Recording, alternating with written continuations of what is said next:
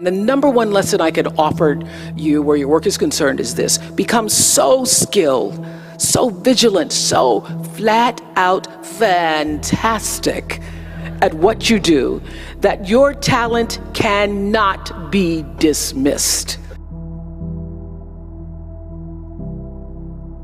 You know, when I was a kid, I thought I was going to be a social worker or be a teacher or somehow be in an environment where I would be connected and speaking to people to honor that calling. I had no idea that God could dream this big dream of television life for myself.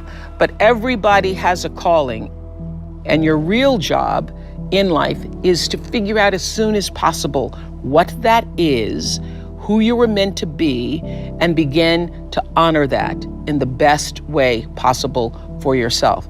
We have seen over the years on the Oprah show so many people who've been able to rise to success in their life, and only able to rise to success because they answered the call. Lots of people think that it's about being famous or about being known or about doing big, incredible things. What you're going to hear today and see through the stories is that sometimes the calling is right in your own neighborhood. Sometimes the calling is something that was just a whisper to you. And when you begin to honor that whisper and to follow that, you end up being the best that you could be. I actually thought at the time that being thin made me better. My identification with form, my wanting so desperately to be in a size 10 jean was so prominent, identifying with that shortly after this, I gained 5 pounds. And I was invited to a party at the time by Don Johnson. Remember Dreamy Don Johnson? I was invited to a holiday party, and I did not go to that party because I thought the 5 pounds made me too fat, not good enough to be at Don Johnson's party. Sounds kind of sick, now I know. But that's what the ego does. It is sick. It's wily, it's cunning, it's deceptive. It's an imposter imposing on the real you, making you often think that you're something that you're not. You're not the shape of your body. You're not your status. You're not your position in life. You're not the car you drive, no matter how fancy it is. You're not your house or your square footage. For all of you watching right now, here's another way to better understand ego, what I'm talking about. Eckhart taught me this. Everybody try this from home or wherever you are right now. Close your eyes and notice what you're thinking. Notice your thoughts. Now, who is thinking those thoughts? Can you notice that there is a space where you are observing the thoughts and where you are aware of the thoughts that you are observing? Eckhart says you are that awareness, disguised as a person. And when I got that, I understood the difference between my true self and my ego self. Over the years, we've heard invaluable information that in a moment of danger could be life-saving. Nothing I heard made a greater impression on me than back in 1991. I think we were beginning our 5th season, and a man named Sanford Strong came on and shared this. Never forgot it. Rule number 1, and frankly, it's probably, in my opinion, the most important. Never allow them to take you somewhere else. Never. If everyone in this room and everyone watching this program has never drawn the line and made a decision on crime protection, you better make it when they decide to move you from crime scene number 1 to crime scene number 2. Because the crime scene number 2 is going to be isolated, you won't choose it, you'll be the focus of the crime. I think what was so interesting about that piece of advice is at the time that we all heard that, we had been trained as women people especially to believe that you just do whatever they say. Whatever they say, go along with it. And what's important for those of you who are watching right now and those of you who are on the internet with us right now to know is that it's all about using your gut in the moment. And people who've survived horrific circumstances talk about listening to that intuition and every move being made calculated on listening to what your gut says. What the experts now say is do not allow yourself to be taken to the second location, because anybody who is trying to harm you wants to get you to an isolated place where they can do that without other people seeing or knowing it. So in that moment of making the decision, oh, you're gonna shoot me? If you're gonna shoot me, you have to shoot me now rather than shoot me in isolation where nobody can see you. Whenever somebody has said something that made the little hairs on my arms or neck stand up, I know that if that's happening to me, that's also happening to somebody else too. The way to make movies is to do stuff that you love, because, you know, for 25 years I worked on the Oprah show, and Stedman will tell you that there were nights that I came home and I almost, you know, it was hard to even like take off my clothes because I knew I was going to be getting up 4 hours later. But I never really felt exhausted, like I felt exhausted, but I never felt depleted. So do the work that comes straight from the soul of you, from your background, from stories that you've grown up with, from stories that bring you passion, from stories that you not just yearn to tell, but that if you don't tell them, they won't get told.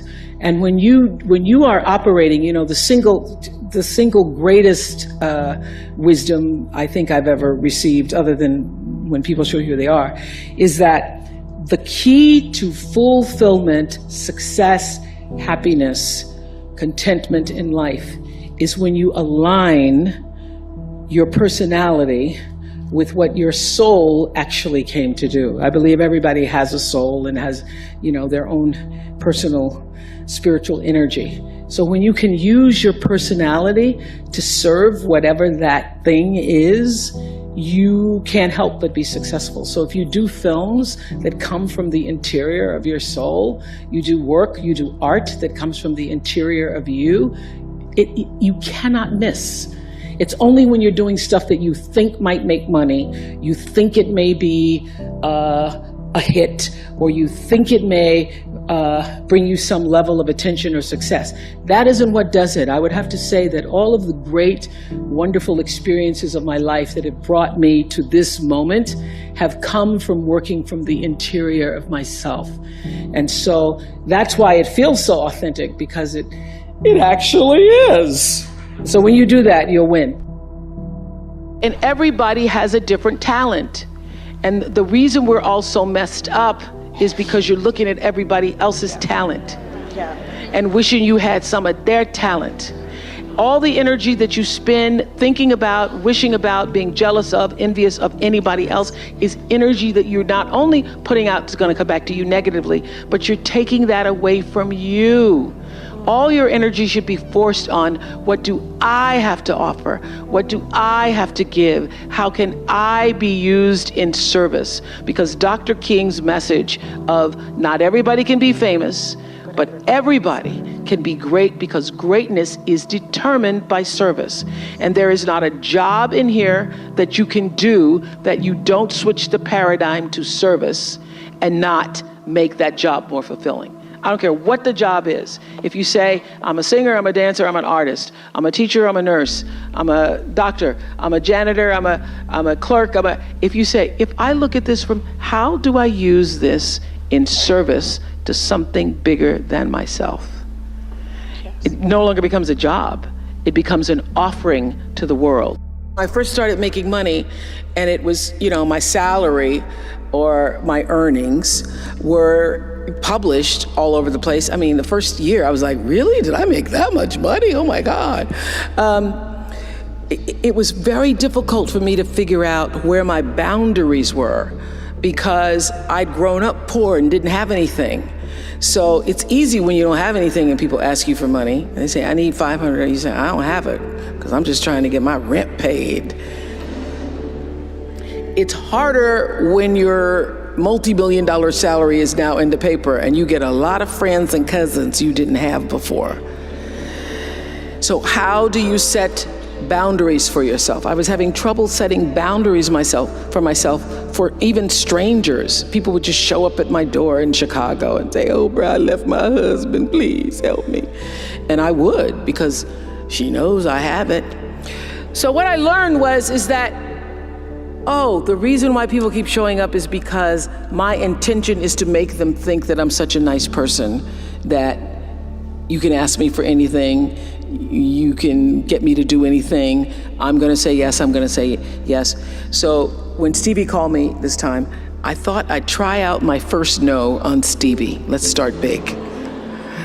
He wanted me to donate some money to a charity, and I didn't want to donate to the charity because I have my own charities and I care about a lot of people, but the problem is when you have money, everybody thinks you just want to give to everything. So every letter I ever get starts with, we know you love the children. Yes, I do love the children, but somebody else is going to have to help the children. So I said to Stevie, no. And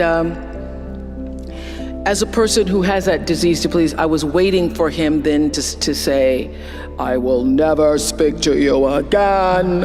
I will never call you. I will never sing a song for you. And he didn't. He just said, okay. Okay? Okay, it's okay? He said, okay, check you later. And what I learned from that is, many times you will have angst and worry about things and put yourself in a state, like someone said this morning because their phone went off, they were mortified over a phone, I said, really? You will put yourself in a state when the other person really isn't even thinking about you.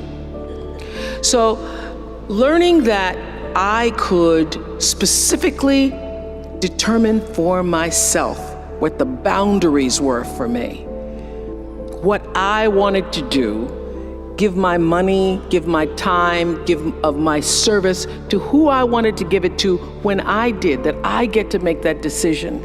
And just because you get 100 requests a week doesn't mean you have to try to fulfill all of that. Just because you have all of these demands on your time and on you doesn't mean that you have to say yes. You get to decide because you're the master of your fate. The captain of your soul, as William Ernest Henley said in Invictus. And understanding that really changed the meaning of my life in that I was no longer driven by what other people wanted me to do, but took charge of my own destiny, making choices based upon what do I feel is the next right move for me. There was one woman out of all the celebrities, out of all of the famous, non-famous, infamous people, one woman from Who was she? Her name is Terai Trent. Listen to this story. I'm gonna try to shorten it for you, Please Godfrey. do. Okay. Please do. Terai Trent, born and raised in a village in Zimbabwe. 11 years old, she's doing her brother's homework. She wants to go to school. Her father says, no, you're a girl. You have to educate the boy first. Yep, that's right. That was the tradition. That's right. The boy has to go to school, you can't go to school. So she starts doing her brother's homework. She does her brother's homework, he goes to school, he gets all A's on his homework, yet he doesn't know the answers to the question. The teacher comes to the village to say, what is going on here? This boy doesn't know the answers, but his homework's perfect. She finds out that Terai, his younger sister, is doing his homework. She begs the father to let Terai go to school. The father says no, she can't go to school.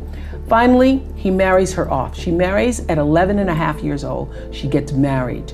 She has 3 children by the time she's 18 years old. A woman comes to the village from an NGO, Heifer International, and asks, what are your dreams? This is gonna make me cry. Finally, you're gonna make me cry. Asks her, what are your dreams? This child has never thought about what her dreams were. She says, write down your dreams. She writes down her dreams on a piece of paper and she folds them in a tin can and she buries them under a rock. The first dream was to be able to go to a school in the United States of America and get a college degree. She ends up, through some miracle of the NGO, going to the United States.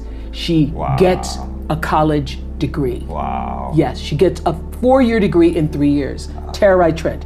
She goes back to the rock in Zimbabwe. She writes her next goal, on the piece of paper. She buries it under the rock. She writes, I want to get a master's degree.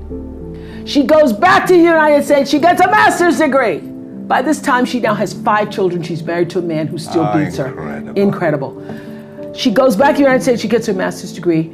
After the master's degree, she goes back to the rock in Zimbabwe. She writes down her final goal is to get a doctorate degree. And last year, she became Dr. Tararai Trent. Where did you find it? Where did I find it? I found her in the Nicholas Kristof's book called something the sky, underneath the sky or the sky. I found her in Nicholas Kristof's book. Incredible. Incredible. And I was reading the story. I had Nicholas Kristof on the show. Nicholas Kristof, the famous New York Times writer. And she wasn't there. She wasn't a part of the show. I'm reading the story. I can't believe this book, the story of this woman, as I'm reading the story. So when we go to do the show, the producers have Nicholas Kristof on. They bring on other guests, but this woman isn't there. I go, how could you not have her there? So we tape another show with Nicholas Kristof. We go back, I go, fine, we're gonna find that woman, Tararai Trent. By this time, she's living in the United States. We followed her back to Zimbabwe, to the rock. We pulled the tin can from underneath the rock. And that is my favorite guest of all time. And the worst? I don't have a worst. I don't have a worst. But the reason why she, and as I said this on my show, so the reason why Tararai Trent is my favorite guest of all time is because she represents in that one story of the little girl in a village in Zimbabwe who had a dream and the heart and depth and discipline to pursue it.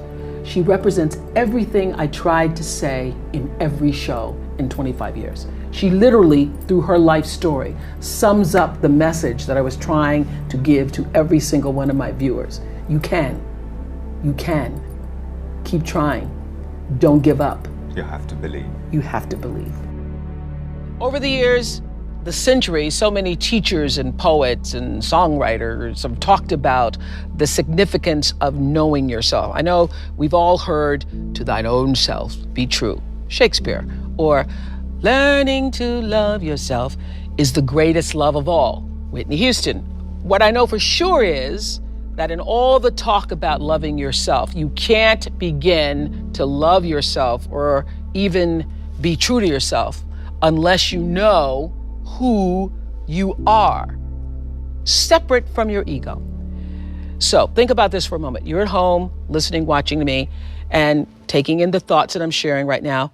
And there is an inner space that allows you to perceive these thoughts. Not even a space. I'm just using the word space because there is no other word. There is the ability to perceive what I'm saying and be aware of what I'm saying. That is where the true you abides, in that awareness, in the very center of yourself. And when you stray from that center, you get lost and you make mistakes. I learned this the hard way. Your ego takes over. Everybody has an ego. I used to think the ego showed itself through someone being arrogant or stuck up or haughty, or the who does she think she is prancing down a red carpet kind of thing.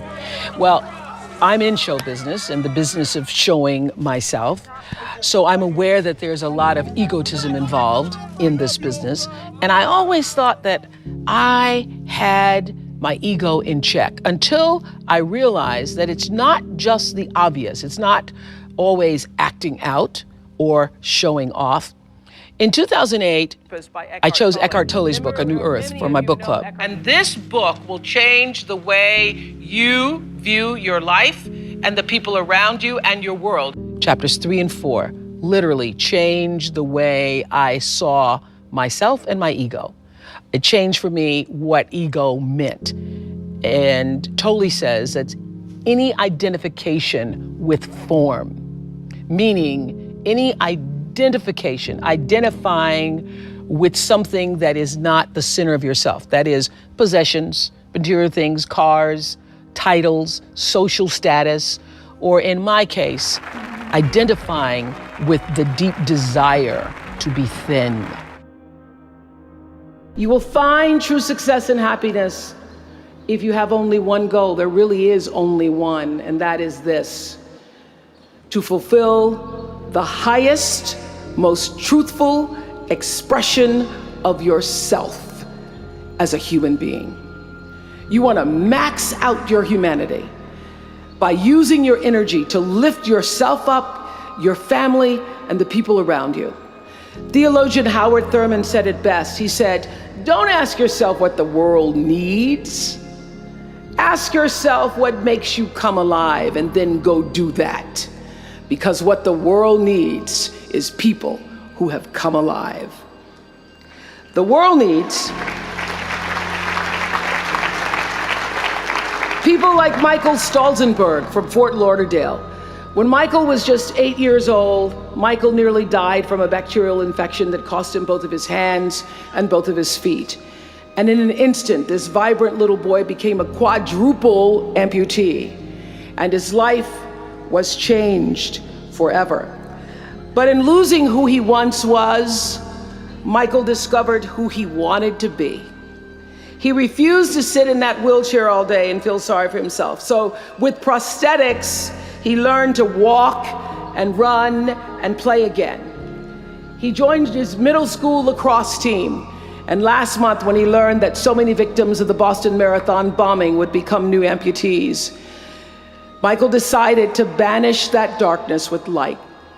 Michael and his brother Harris created MikeysRun.com to raise $1 million for other amputees by the time Harris runs the 2014 Boston Marathon.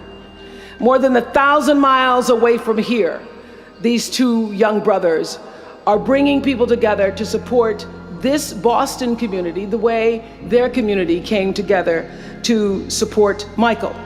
And when this 13-year-old man was asked about his fellow amputees, he said this: "First, they will be sad.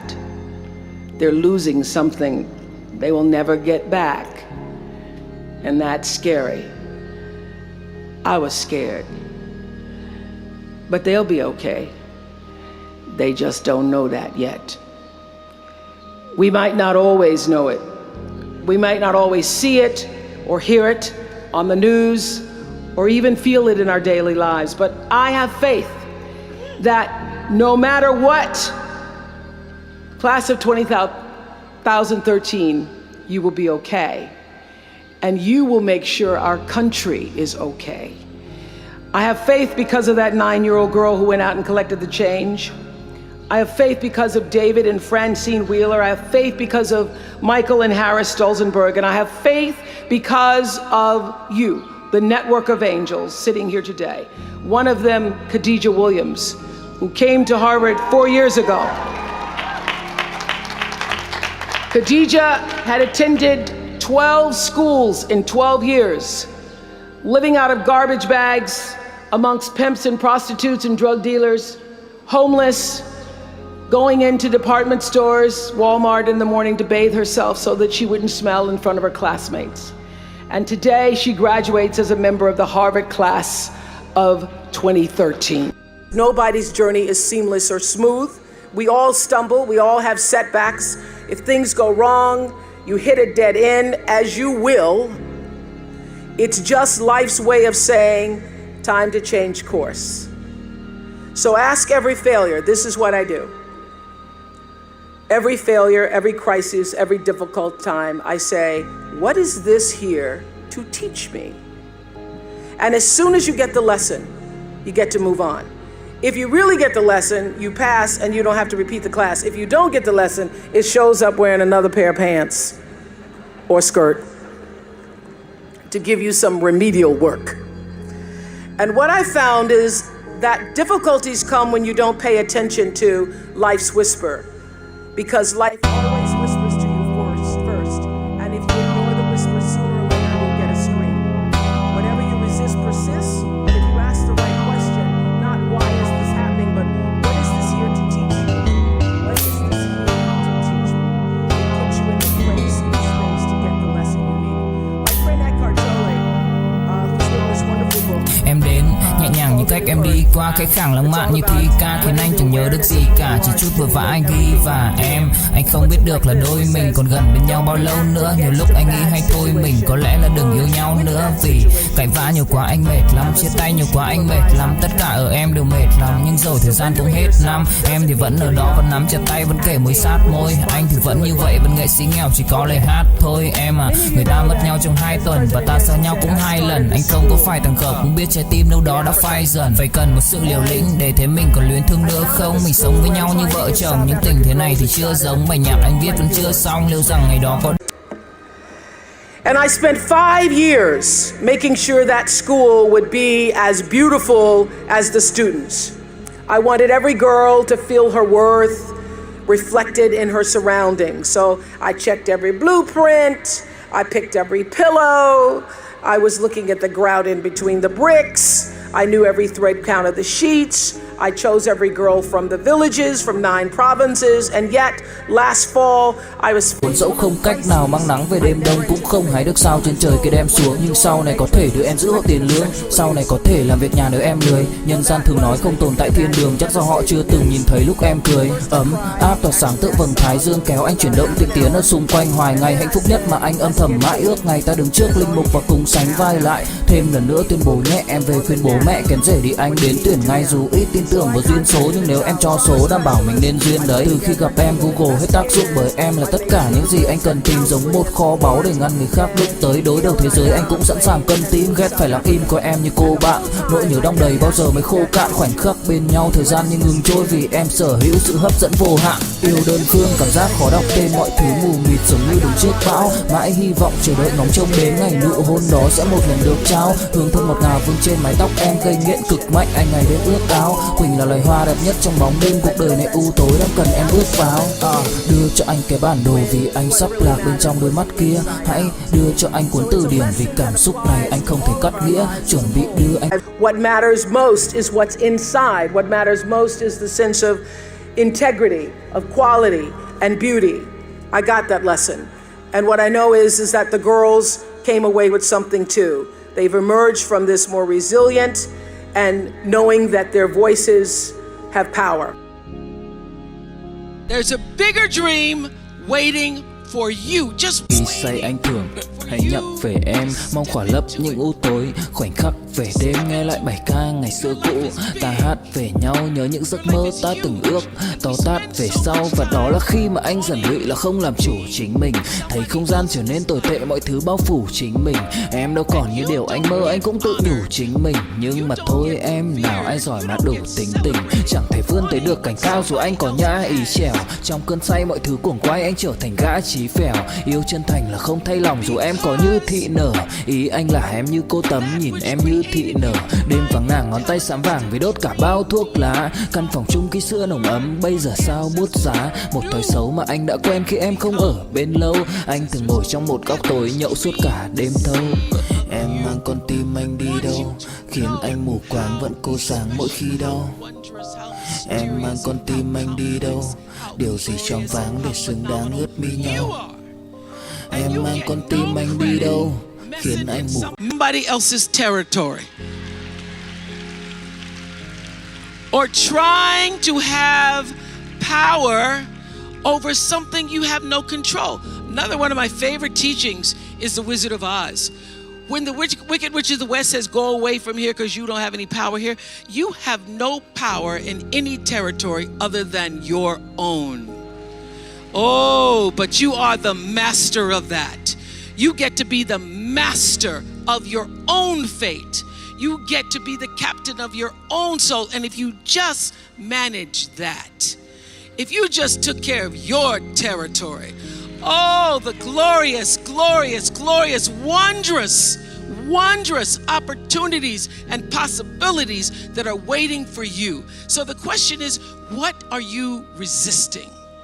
What are you pushing against? What are you not allowing?